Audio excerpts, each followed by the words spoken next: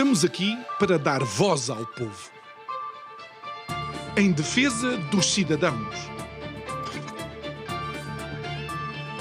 pela dignidade humana. Todos temos deveres, mas também todos temos direitos. Será que existe justiça? Isto é o povo a falar.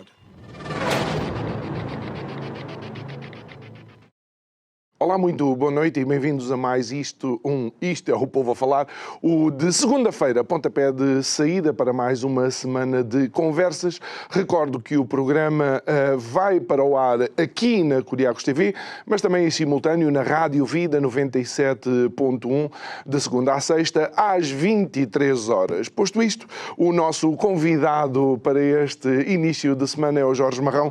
Muito boa noite, Jorge. Boa noite. Obrigado por estares aqui connosco. A semana passada tivemos 3 programas, digamos, foi uma mini semana de retomar esta 8ª temporada de Isto é o Povo a Falar. Conversámos sobre as questões da criminalidade. Entretanto, este fim de semana dão-se 2 manifestações. Vou simplificar, uma pró, outra contra, seja o que for que eles estão a favor, ou seja o que for que eles estejam contra.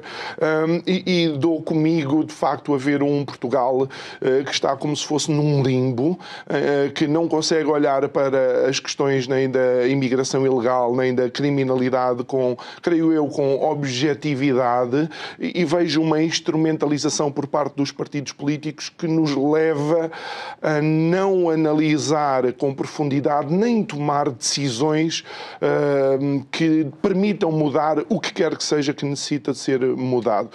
Como é que tu vês a sociedade polarizada desta forma e depois talvez nos foquemos nos assuntos em questão, tanto a insegurança como a imigração?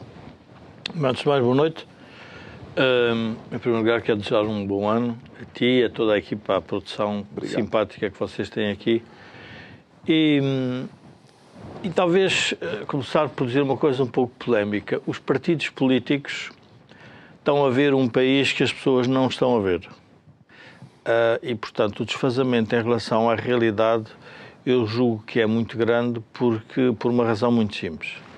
Porque estão a usar um tema muito complexo, que é a imigração, para fazer um debate político em que as pessoas percebem que por detrás aquelas manifestações não vão resolver problema nenhum do país, nem nenhum problema da imigração, mas o que transparece depois para a opinião pública é que os partidos estão a usar aquilo como arma de arremesso recíproca, cujos impactos nós não sabemos quais serão. Mas vamos olhar um bocadinho a uma distância um bocadinho maior. Primeiro, sabe-se que este governo é um governo minoritário. Tudo o que seja desgastar um governo minoritário é uma coisa ótima para as oposições. Portanto, as oposições vão aproveitar todos estes, se quisermos, incidentes que ocorram para, obviamente, desgastar o governo. E tanto seja, é indiferente ser o PSD, a AD a governar como o PS. Faz parte da regra do jogo político. Só que eu julgo que há aqui um tema novo, que é as pessoas, estes partidos, não perceberam que o eleitorado mudou. O eleitorado mudou muito nestes últimos 8 anos. Se nós nos recordarmos o dito representante, e aqui é importante relembrar o que é a democracia representativa, são deputados que representam um conjunto de interesses da sociedade. O partido Chega, que tinha poucos votos, atingiu 1 milhão de votos. E tinha na agenda um tema central, que era o tema da imigração. A forma como o apresentava, a forma como o debatia, a forma como o discutia, é muito questionável. Mas pôs em cima da mesa qual era o tema que se deveria discutir. E antes deste tema ter sido levado a este extremo, se assim quisermos, já o Partido Socialista, por António Costa, tinha eleito o Chega como adversário político central para impedir que o PSD crescesse. E foi exatamente isso que aconteceu. O que aconteceu foi que o PSD teve mais ou menos votos e o Chega cresceu. Portanto, eu julgo que a esquerda sabe que a melhor forma de manter o poder é dividir as forças à direita e, portanto, o tema da imigração é um tema que permite um pouco isso. Portanto, isso vai-se agravar. O que é paradoxal é que numa sociedade como a nossa, que é uma sociedade de muita tolerância e de muita abertura, de repente eu começo a ver pessoas ditas normais, que não estão envolvidas no espaço político e público, que começam a contestar aquilo que estão a assistir nas ruas de Lisboa. E mais, este fenómeno é um fenómeno mediático, diria, dos lisboetas, da Corte de Lisboa. Porque o resto do país, em que a taxa de imigração é muito maior, sente o problema de outra forma. Ora, em relação à imigração, o que é que acontece em todas as sociedades, em todas as épocas históricas? Ou há discriminação, ou há assimilação. Ou não se pode abandonar o tema, porque o tema é um tema muito complexo. A discriminação é óbvio que é uma ofensa a qualquer pessoa. E, portanto, isso não deve existir. E, portanto, o que nós podemos é criar uma situação em que, perante a ausência de políticas públicas que resolvam o problema da imigração, então as pessoas resolvem o problema à sua maneira. É na maneira mais popular. Começam a fazer discriminação. E a discriminação é uma discriminação, diria, aborrecida, chata, porque vai desde o insulto no dia-a-dia, de agressões verbais, de comentários... E é transversal.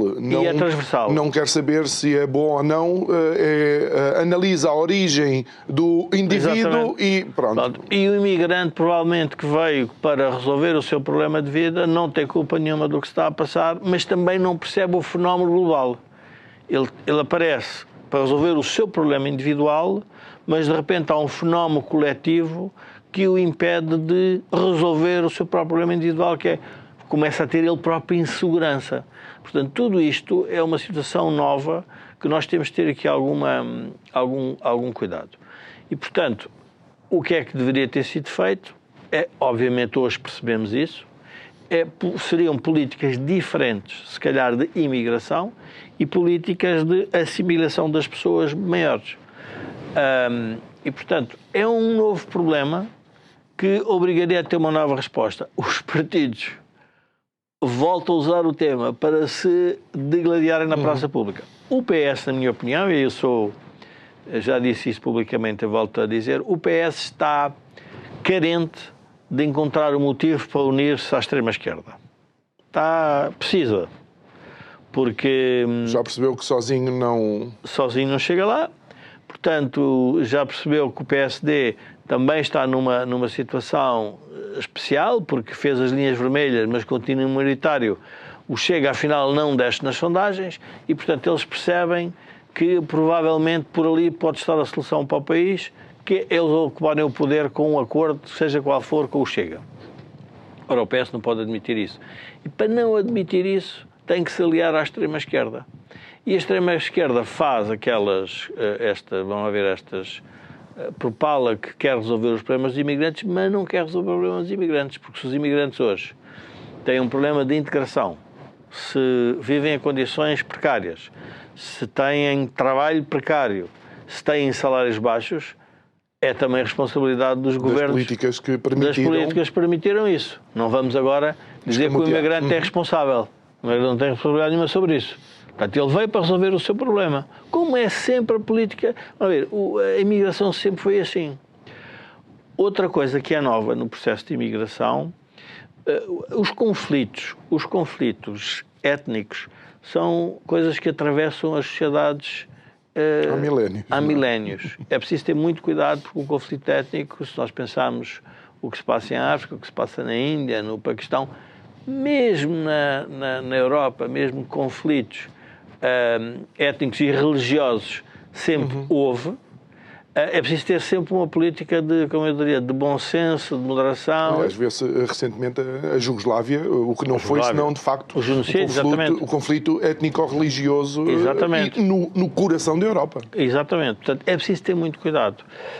Ora, o que é que acontece? Há uma chegada de imigração de zonas do globo diferentes das que normalmente nós tínhamos, que eram dos países das ex-colónias, e isso também alterou o padrão da leitura da sociedade em relação a esses imigrantes. Ora, a esquerda, a maneira como apresenta o problema, é que se recusa a aceitar isso. Costuma-se dizer qual é a grande diferença entre a direita e a esquerda. Há várias, mas uma delas é a direita tem uma inspiração muito mais, eu diria, que está na ideia do pecado original, que o homem é mau e é preciso alguém que lhe ponha a disciplina, ou é uma moral religiosa a um Estado. No fundo é o que a direita anda sempre a dizer. A esquerda não, a esquerda é que o homem é bom por natureza, o que é preciso é a gente dar-lhe condições para ele ser bom. Mas depois, no final das práticas, o Estado é muito mais totalitário e muito mais de regras e ditatorial que propriamente a Mas direita. o Estado torna-se mais totalitário porque as pessoas também lhe pedem para o ser. Ou seja, um Estado é uma construção dos homens, não é uma coisa abstrata e que seja de inspiração divina. Fomos nós que construímos o Estado. Para quê? Para pormos ordens uns aos outros. E o que acontece de vez em quando é que o Estado é chamado a pôr ordens. E é através do quê? Das polícias. Porque por mais voltas que nós possamos dar, é óbvio que o Parlamento não põe ordem nenhuma num país. Mas um polícia põe. Porque tem essa força que o Estado lhe deu. O Estado fomos nós que lhe demos. Ora, trazer para o debate... Ou seja, o debate público, este debate está muito inquinado porque tem uma agenda política oculta que ao mesmo tempo se torna a prazo explícita, tem uma ignorância sobre a dimensão do problema e uma incompetência sobre as soluções, porque a pergunta é, como é que se... Ou seja, tem tudo para não correr bem. Tem tudo para não correr bem, porque como é que se resolve um problema em que nós precisamos de imigrantes para mantermos o nível da economia que temos numa população envelhecida? Nós não temos políticas de integração das pessoas, não temos políticas que permitam que o imigrante até conheça bem o país onde vive. Mas, ao mesmo tempo, temos medo de aplicar determinadas regras, que são regras para todos os cidadãos, a determinadas etnias e determinados grupos, porque temos receio de ser rotulados de racistas e não sei o quê, também. Porque isso é a razão. Qual é a razão? É porque a esquerda desenvolveu teorias sobre a questão da natureza humana. Uma delas é que o homem é bom, nem sei para que é que estás a querer fazer isso. É uma coisa que parece magnânima e até é aceitável, mas a realidade não nos mostra que isso seja sempre assim. Nós temos as polícias, quer para os cidadãos, quer para os imigrantes. A polícia aí tem que atuar de acordo com a lei, não pode ter uma lei específica aplicada só a imigrantes. O que é que acontece? Aquilo que depois na sociedade também nos aparece muito é, as distorções sociais, as disfunções sociais, são sempre em zonas de precariedade. Ora, nós próprios é que criamos a precariedade dos imigrantes. Não foram eles, porque eles querem melhorar a sua vida e não querem estar numa situação ou dependentes de redes de tráfico deles próprios, ou dependentes da corrupção que existe dentro dessas redes. Eles querem se libertar disso, mas nós também não fizemos nada por isso. Jorge, é interessante tu apresentares isso, só por uma questão. Eu recordo-me que, por exemplo, nos Estados Unidos havia uma década de 20, uma população imigrante que era considerada perigosa por parte de quem já lá estava. Estamos a falar de italianos, os irlandeses. E aquilo que eles acharam que era a solução, que foi a lei seca, o Volstead Act, na realidade, alavancou o crescimento subterrâneo das grandes redes criminosas depois da máfia. Ou seja, é um assunto tão complexo que eu fico perplexo de ver os nossos políticos a entregar flores como se isso fosse resolver alguma coisa, de um lado e do outro. Sim, mas isso é para as televisões. E, portanto, para as televisões apresentam flores, mas a pessoa que vive ali ao dia-a-dia percebe que aquilo não resolve problema nenhum. Porque é uma situação muito especial. Eu estava-me a lembrar, a história sobre a história de Portugal é uma história rica, não é? Porque como fomos um império, fizemos muitas coisas boas, mas também fizemos coisas muito, eu diria, à luz de hoje da história, se calhar pouco recomendáveis. Mas uma das coisas que se fez foi a ocupação, por exemplo, do espaço das colónias com ex-presidiários. E aconteceu em várias situações. O Pinhal de Leiria, ao que parece, Dom Dinis, quem o construiu, quem o plantou, foram também ex-presidiários. E, portanto, há histórias da relação de uma certa, se quisermos, necessidades adicionais de pessoas com grupos que são grupos que, obviamente, têm uma história por detrás. Que não estão propriamente integrados na sociedade. Na sua própria sociedade, porque eram ex-presidiários, porque então estavam presos porque tinham cometido algum crime, mas eles foram, no fundo, foram recuperados porque fizeram parte da ocupação para o Império. Portanto, nós temos que perceber que o fenómeno de gestão do movimento de pessoas é um fenómeno muito complexo para se resolver com estas manifestações unicamente para angariar votos sobre o tema da imigração. E julgo que o mais perigoso disto, eu acho que o Governo não tem responsabilidade nenhuma, mas o Governo também não está a fazer bem a gestão do processo. Porquê? Porque quando o Primeiro-Ministro vem dizer que o que esteve ali foi os extremos, ele também participa na divisão do país. Porque não pode... Ou seja, a visão que as pessoas têm sobre o problema é que pode ser extremada, mas a solução não pode ser de extremos. Eu estou de acordo que a solução é moderada. Mas ele, no fundo, quis também fazer parte da luta política e usar as manifestações em seu benefício. Quando ele devia dizer, não, eu quero que vocês se juntem comigo para resolver este problema que é de todos. Até porque ele próprio reconheceu já através de algumas leis que foram implementadas que era uma questão a resolver, não é? Claro. O reforço das respostas da AIMA, creio eu, a colocação de uma pessoa para analisar toda essa situação é uma demonstração de que a imigração ilegal ou o problema da imigração, que nem sempre anda de mão dada também com a insegurança, mas era algo que ele queria dar atenção. Mas se reparar, João, como é que é possível ter-se passado isto tudo e nenhum jornalista faz a pergunta direta aos manifestantes de um ao outro lado? E também ao próprio Governo. Quais são as propostas para resolver o problema? Não. Há uns que dizem, não, a percepção que está a ser criada é uma, a realidade é outra. Depois o outro diz, não, tu estás errado na percepção, eu estou certo na realidade. Ora, as pessoas nem estão de acordo sobre os factos, porque não têm interesse em estar de acordo com os fatos. E porquê é que não têm interesse? Porque, e essa é a parte que eu acho que é política, porque se escolheu o tema da imigração como o tema do debate político. Agora pergunta-se, mas isto é diferente dos outros países? Não é. Nós pensarmos bem, eu costumo ler de manhã, recebo sempre um mail da Enciclopédia Britânica que tem como é que eles chamam? Não sei o que é do dia, já não me recordo o título. Hoje, nos Estados Unidos, comemora-se o Dia do Sul-Coreano, dos imigrantes sul-coreanos. E um tributo da sociedade americana aos sul-coreanos que ajudaram os Estados Unidos a desenvolver-se. Porque foram comunidades, ou seja, sociedades multiculturais, em que as comunidades, apesar de manterem uma certa, diria, uma certa autonomia cultural e de costumes e de comportamentos, todas se unem à volta da bandeira e do aspecto civilizacional dos Estados Unidos. Isso foi uma coisa que os Estados Unidos conseguiram fazer bem porque eles são resultantes dessas vagas de imigrantes. E nós também temos que nos lembrar, há coisas interessantes. Há um ato britânico, já não sei de qual é a data, que permite quase 800 milhões de pessoas das ex-colónias se podiam tornar cidadão britânico. Ou seja, quando foi a descolonização, quer em França, quer no Reino Unido, o que se fez foi a possibilidade das pessoas portanto, no fundo, voltarem ao Império, se quisermos.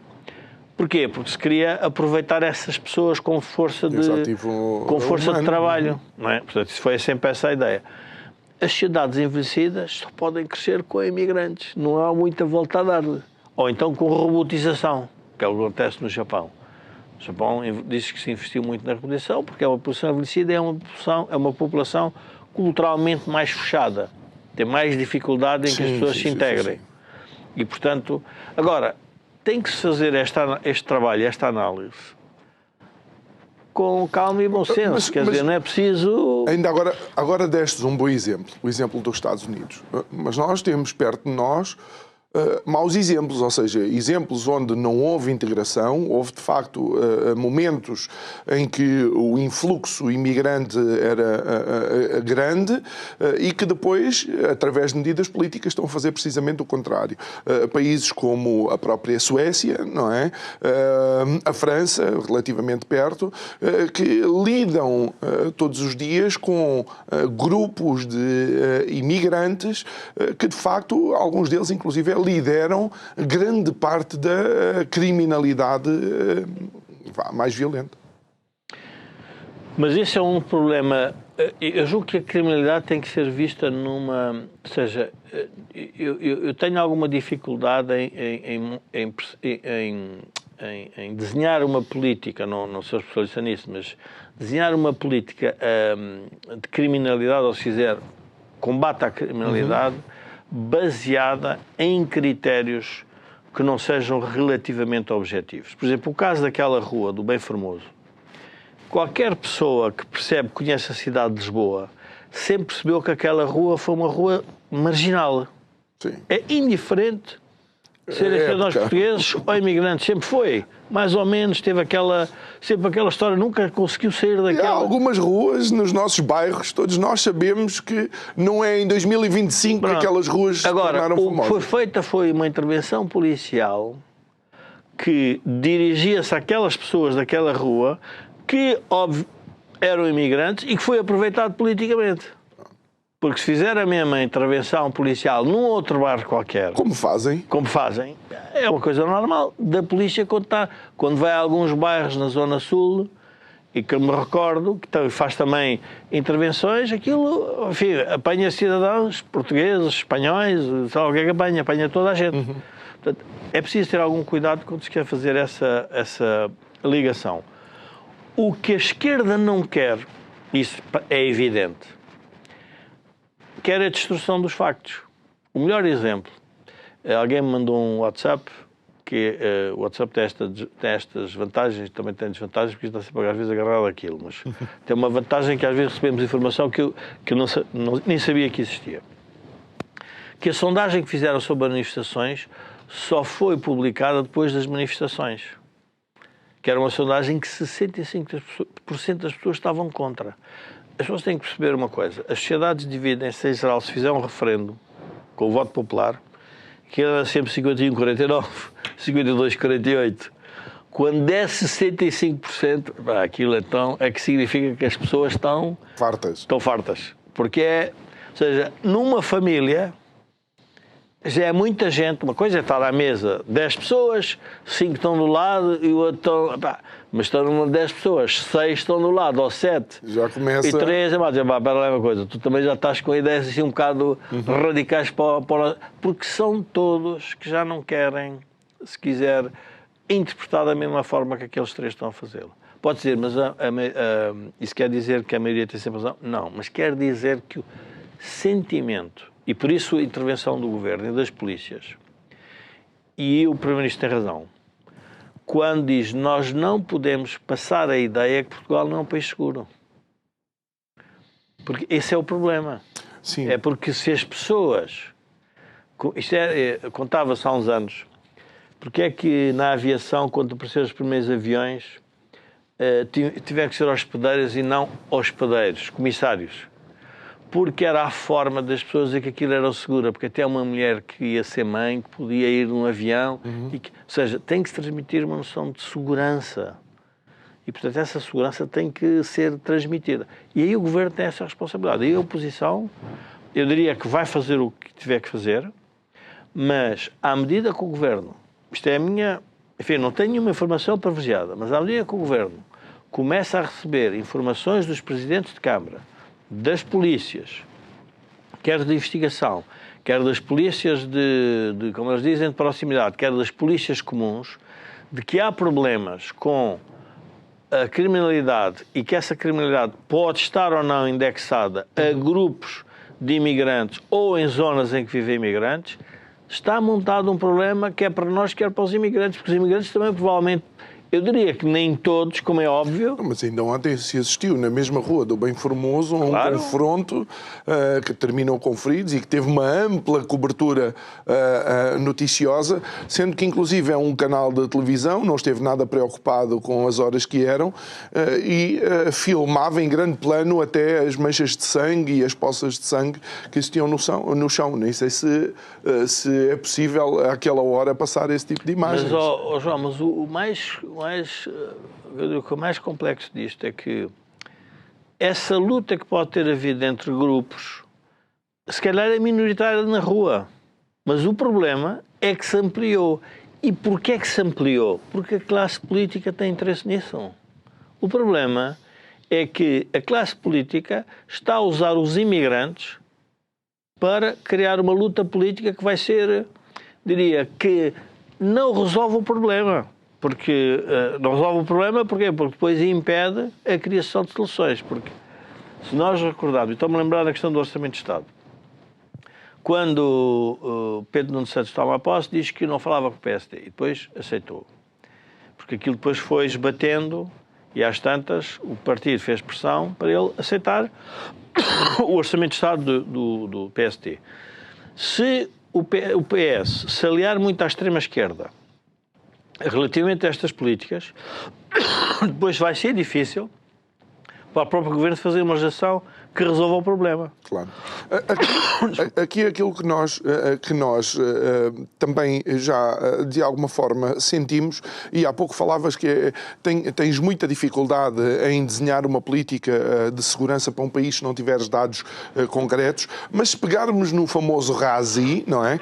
A questão é que dentro do RASI de segurança interna, dentro do RASI saíram, creio que durante a época, se não foi da geringonça, foi logo após a entrada da maioria absoluta de António Costa, indicações para que no relatório RASI não aparecessem quais são os grupos étnicos em que determinados crimes estão a ser concentrados, ou seja, que não houvesse uma discriminação, porque isso poderia ser, e passa a redundância, discriminatório para a população daquele grupo. Mas isso é guardar dados que nos poderiam permitir políticas mais efetivas.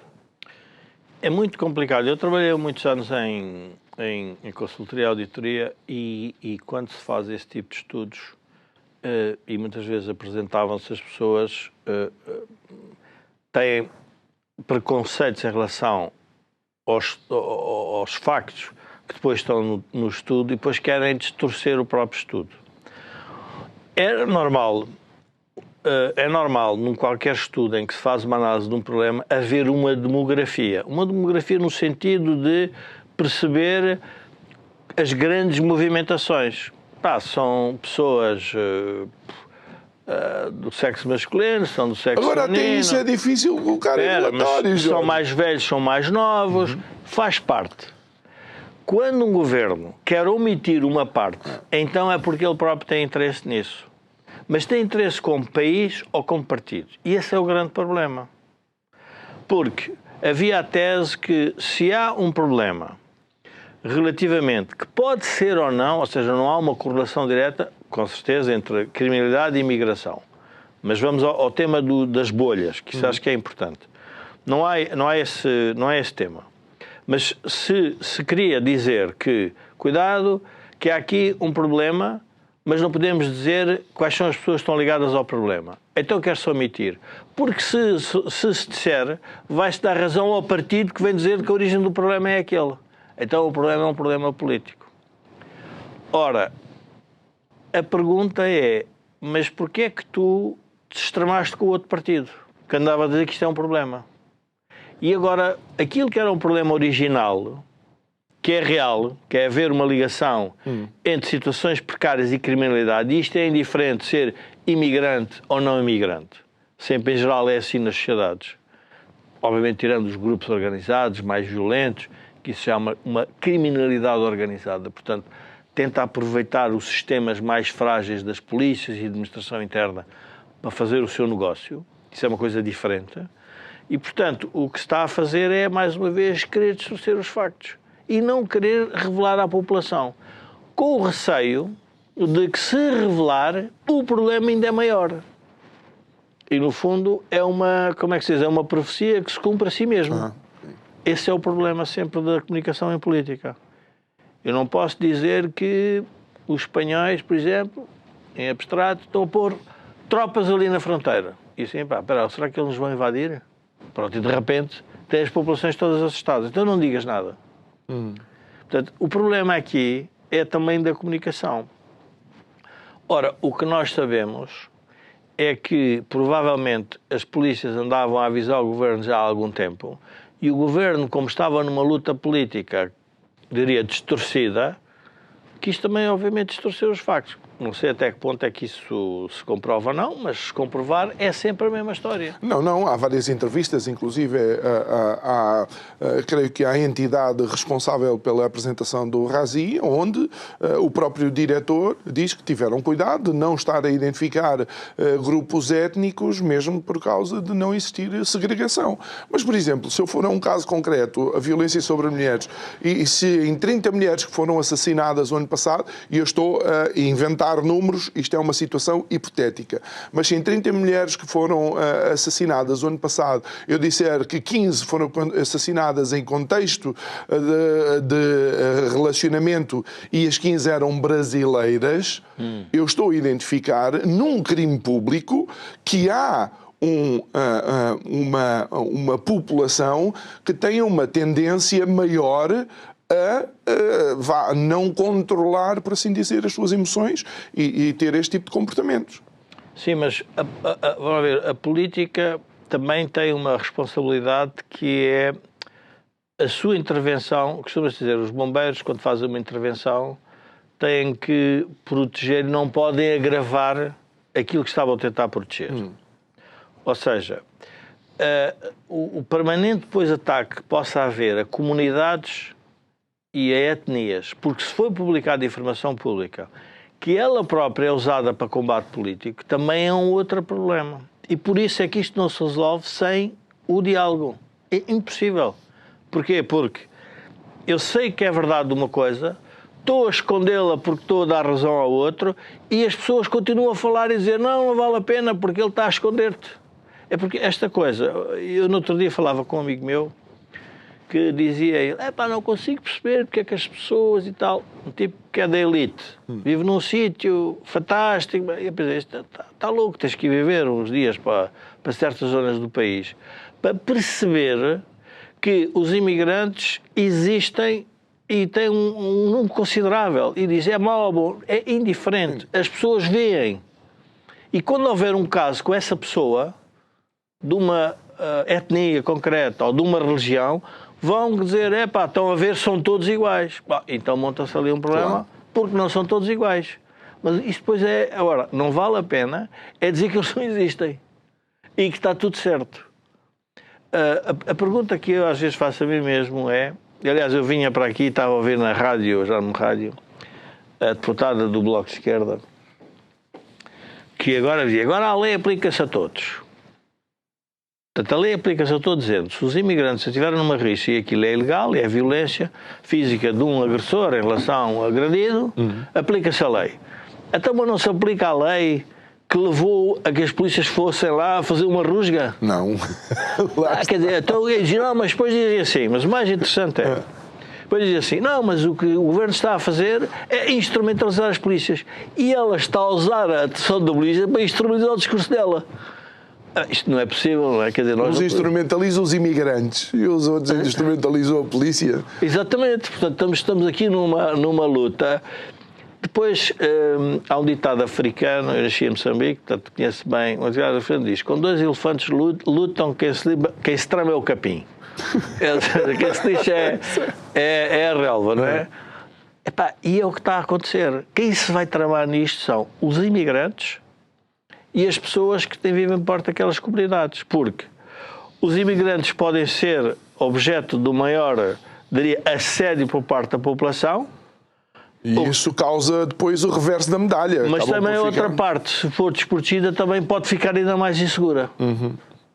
E, portanto, o que é os dois elefantes que estão acima dos dois problemas, dos imigrantes e dos que acham que têm um problema, Jorge, achas que de alguma forma, porque mencionaste do Japão, achas que o nosso problema em termos de inverno demográfico também acentua um pouco alguns receios infundados por parte de alguma população? Claramente. As pessoas sentem que... Eu assisto muito, porque eu vou muito ao Alentejo por diversas razões. O que eu noto, e obviamente isso é uma observação que não pode ser generalizada ao país, mas eu noto as pessoas veem os filhos a sair para estudar fora, veem os filhos a trabalhar fora das suas zonas de onde nasceram, veem o espaço público a ser, enfim, ocupado por outras comunidades. Sentem-se abandonados, têm um nível de rendimento pior. Portanto, tudo aquilo é um cocktail em que as sociedades, e vem outra vez a natureza humana, e é bíblico, é o bode expiatório. O bode expiatório é bíblico. É para resolver um problema. Tem que sacrificar alguém. Hoje, na Enciclopédia Britânica, me vinha o famoso caso Dreyfus do... sim. Reparem, aquele caso ele foi a julgamento 3 vezes para depois ser libado, depois teve a Legião de Honra e o Exército, portanto, só o libertou da acusação em 1995. Aquilo foi em 1894. Portanto, estão a ver os anos que leva uma sociedade às vezes a perdoar, ou seja, a não querer reconhecer o erro. E o maior problema que eu vejo neste debate da imigração é que ninguém quer pôr o problema mas porquê é que nós temos este problema? Que é 8 anos de António Costa. E ninguém falou nisso. Toda a gente fala na externalização do governo e do papel do Chega. A gente devia dizer que o papel é uma coisa. Mas então, onde é que está a origem do problema? Onde é que está o pecado original? Está em Bruxelas. Onde é que está o pecado original? Bom, e ninguém fala no pecado original. Porque se falar no pecado original, então as pessoas, calhar, todas entendem-se. Não, espera aí, afinal há aqui um responsável que fez isto tudo errado, agora vamos pôr ordem. Mas isso era bom para que até o próprio Partido Socialista fizesse o seu ato de contrição e dissesse, não, eu agora tenho que reconhecer. Mas na realidade tem um presidente atualmente ainda mais à esquerda do que António Costa estaria, não é? Eu não sei se... E este namorico à extrema-esquerda, não sei se... claro. Se não é uma demonstração disso. É de sobrevivência. Eu julgo que é um namoro de sobrevivência. Bom, muito bem. Nós podíamos terminar os 10 minutos a continuar com isto, mas vamos avançar para algo que de alguma forma vai acentuando este paradoxo que é Portugal em ano de autárquicas. Não falamos de outra coisa a não ser de possíveis candidatos à presidência. Eu tenho estado a pensar sobre isso. Eu julgo que há aqui um momento na vida pública que está a levar a que isso se torne mesmo muito relevante. Porque quando o regime está em crise, em que há um governo... Primeiro é bom relembrar que nós tivemos, nas 2 últimas décadas, 15 anos de governo de Partido Socialista, 5 governos e acho que 3 saíram pelo pé próprio, ou seja, eles próprios quase que tiveram que ser excluídos da governação. E o Presidente da República pode estar a aparecer à população como o escape para a pessoa providencial que nos vai ajudar a resolver este problema. Porque o sistema político está no impasse. Temos um governo minoritário que tem linhas vermelhas. Temos o PS com um jovem líder que se alia à extrema-esquerda, que foram os dois altamente penalizados nas últimas eleições. Uma classe política que, em comparação a classes políticas de outras épocas, não apresenta de todo a melhor preparação também. Pronto. Nós, olhando para isto todo, as pessoas começam a dizer, e as pessoas que se querem apresentar à Presidência da República leem isto assim. É interessante nós irmos por aqui. Porque este é o caminho. Ou seja, o regime... Ou seja, há uma espécie de... Não é só questão de ser Dom Sebastião nem um homem provincial. As pessoas percebem que o regime, no sistema político partidário, está ele muito bloqueado. E o melhor exemplo disto, e começou já a aparecer o caso do Gouveia Melo, é evidente, e agora quando António José Seguro vem dizer que provavelmente não tem que pedir ao partido para ser candidato, quer um, quer outro, percebem que o melhor que lhes pode acontecer é não serem apoiados pelos candidatos, pelos partidos. Porque o que as pessoas querem é alguém que escrutine o regime partidário. Boa. Não é que seja contra os partidos, porque isso não faz sentido nenhum, mas é alguém que diga, pá, se calhar eu vou dizer umas coisas sobre como é que os partidos estão a funcionar. E o caso da imigração. O caso, por exemplo, de António José Seguro, eu assisti, eu vi ele dizer isto em público, portanto não estou a... Tenho que ver a minha declaração de texto, eu sou amigo dele, temos linhas políticas diferentes, mas sou amigo dele, gosto imenso dele, como pessoa e como político também, e ele dizia, o país tem 3 forças políticas e não consigo perceber a democracia como é que os azuis não falam com os amarelos com os encarnados com os azuis, isto não faz sentido nenhum. Quando um problema é um problema que tem que ser complexo, ou seja, começa a haver uma ideia que alguém tem que pairar no sistema, acima do sistema, para pôr um bocadinho de ordem nisto. E por isso é que eu acho que as pessoas estão a desvalorizar as autárquicas. As autárquicas as pessoas vão ver, até porque as autárquicas é muito mais de proximidade. Eu acho que os partidos percebem que aquilo é uma luta... Uma coisa diferente. Uma coisa diferente. Agora nas presidenciais eles têm... Por isso é que eles estão também a querer influenciar as presidenciais. Ora, o partido, quer dizer, o Chega diz que vai apresentar candidato. Aliás, vamos lembrar da última candidatura presidencial. O Chega foi, a Iniciativa Liberal foi, o PS apresentou. Quer dizer, mas o quê? O PS não foi. Não, mas apareceu vários candidatos do PS. Sim. Mas a pergunta é, mas o Presidente da República é um cidadão com mais de 6 anos, com bom senso, que possa se apresentar. Para que os partidos querem meter nisso? Porque querem condicionar as candidaturas. Ora, eu julgo que hoje a leitura que as pessoas fazem é que não querem um presidente condicionado. Não podem fazer tipo Marcelo, que como veio da área da direita, tem sempre de dar a ideia que para ser presidente de todos os portugueses tem que dizer o amém à esquerda. E, portanto, é como se... Também não é nesse estilo. As pessoas querem uma pessoa acima dos partidos que possa, na minha opinião, queira pôr ordem na casa. No fundo, é um bocadinho E achas que é por isso que as sondagens dão o avanço a Gouveia Melo? Acho, claramente.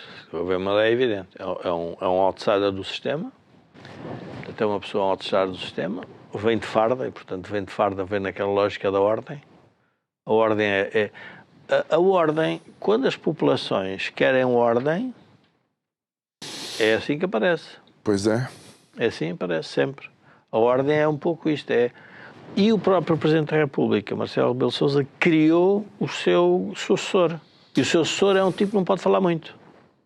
Eu tenho uma tese sobre o próximo candidato presidencial, que é: se nada disserem, pode ser que todos ganhem as eleições. É interessante, porque o nosso primeiro convidado, acho que foi alguém que já fez um programa contigo, o Nuno Gonçalo Poças. Sim, sim. E o Nuno disse, está à frente a antítese do Marcelo. Claramente. Porque ele criou a antítese. Há um filme do Peter Sellers, que é O Jardineiro, em que ele aparece como jardineiro e é candidato presidencial. E ele não dizia nada de especial, para já falava pouco. Mas os jornalistas perguntavam o que é que o senhor acha. Ele dizia, o que é preciso é fazer como faz com as plantas, é preciso regá-las para elas crescerem. E as pessoas, que coisa interessante, que tu és inteligente. Portanto, a inteligência vai ser quase um silêncio e uma espécie de... É um bom árbitro. É um tipo que não vai dizer muita coisa, vai falar, obviamente, de forma muito cautelosa, não vai estar sempre a botar discursos e a ter uma ideia sobre tudo e opiniões sobre tudo. E, portanto, eu acho que a antítese foi o próprio Presidente Marcelo que criou. Olha, mas com isto tudo, não achas que este ciclo político, ou este ciclo da nossa democracia está a chegar a uma encruzilhada? Ou seja, começamos a ver alguns indícios de que haverá um murro na mesa, tem que haver uma travagem brusca, os partidos têm que repensar muito bem na forma como se relacionam entre eles e com os próprios cidadãos, porque recordo-me, e deixa-me ir um pouco ao passado, Marcelo Marcelo Caetano, por exemplo, creio que ele era contra os partidos, mas era a favor das corporações. Sim. Ou seja, ele era corporativista. Ele entendia que os grupos de interesse se podiam juntar e tentar, junto do governo, realmente estabelecer formas de entendimento. Ao passo que os partidos parece que estão espalhados por toda a sociedade e depois é esta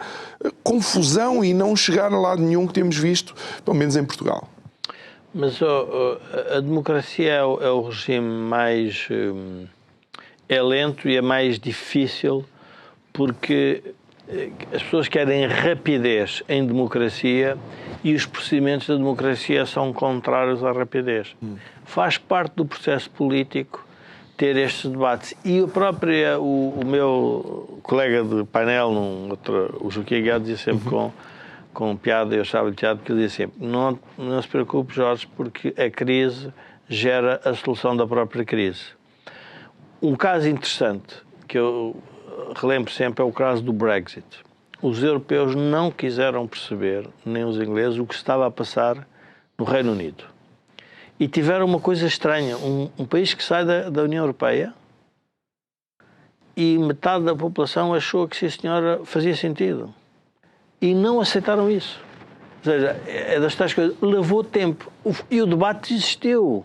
Foi posto em cima da mesa. Não quiseram aquela coisa, vamos ocultar o relatório.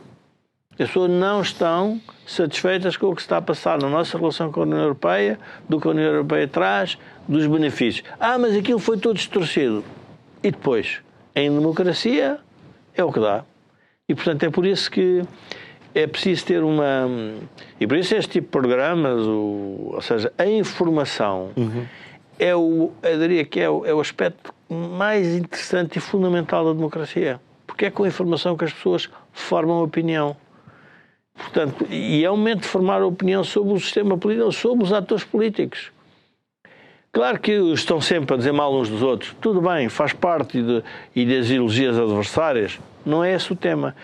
O tema é as pessoas já não... Ou seja, começarem a ter descrença sobre o próprio regime. Claro. Que as tornou felizes. Porque as pessoas não festejam quem ganha a discussão. As pessoas festejam quem resolve o problema. Claro. E nós vemos muitas pessoas a ganhar discussões e a não resolver os problemas, inclusive das discussões que ganharam. Mas isso tem a ver com uma outra dimensão, que é, muitas das vezes, os que ganham essas discussões, isso percebe-se, depois têm dificuldade em fazer acontecer, porque quando fazem acontecer vão contra aqueles que os puseram lá. O caso interessante foi o caso do governo de Passos Coelho com as pensões. A única forma que o país tinha de voltar a estar nos eixos com os credores foi cortar as pensões. Os pensionistas nunca compreenderam isso. O que é que lhe aconteceu? Basicamente, apesar de ter ganho as eleições, ficou sem condições para governar. Este é também o aspecto, diria, paradoxal da democracia. Às vezes há quem resolve. Aliás, o Churchill tinha uma expressão interessante que era: não há nenhum primeiro-ministro que acabe bem. Não há história. Ele próprio? Sim, não é nenhum. Ele próprio ganha a Segunda Guerra Mundial, praticamente lidera os aliados, saem todos para a porta pequena, perde as eleições. Porque eles acham que eles ganharam, porque tiveram coragem, e depois perdem porque não percebem o que está a passar. Jorge, neste último minuto, sensivelmente, achas importante que as pessoas então repensem na sua atividade cívica e na sua intervenção na nossa sociedade? Completamente. Acho que é decisivo. Eu acho que estas eleições, quer as presidenciais, as autárquicas, acho que... E as próximas legislativas que vai haver, porque obviamente com esta tensão política, de um lado ou do outro vai haver uma moção de confiança ou uma moção de rejeição, ou o novo presidente vem com uma ideia para resolver isto, as pessoas têm que participar e dizer o que é que preferem, não é? Isso é normal na democracia. É daquelas coisas que não podemos mesmo deixar nas mãos de outros. Não. sem dúvida. Muito bem, Jorge Marrão, obrigado por ter estado aqui connosco.